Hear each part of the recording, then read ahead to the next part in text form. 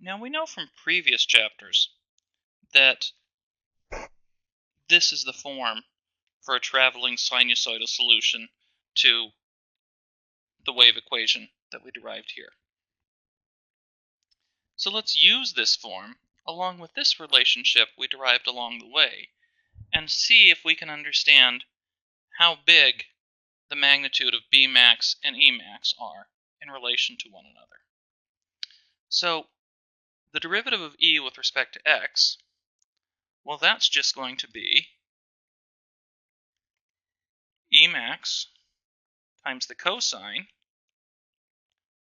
of kx minus omega t, and then we multiply by k because we're taking the derivative with respect to x, not with respect to kx minus omega t. And that should be equal to minus the derivative of b with respect to time. Well, that's just going to be Bmax.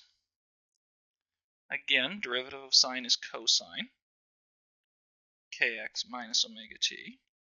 But now we're taking a derivative with respect to time, which is going to bring down a minus omega. Well, the two negative signs are going to cancel. And this should hold at all values of x and t, which means the cosine is not always going to be 0, so we can cancel it. And what we find is that Bmax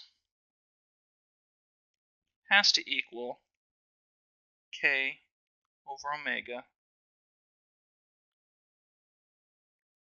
Emax.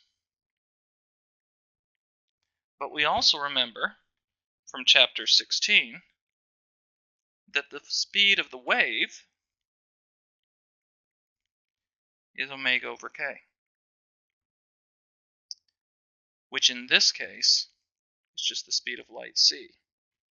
So in other words, the maximum magnetic field must be equal to the maximum electric field divided by the speed of light c.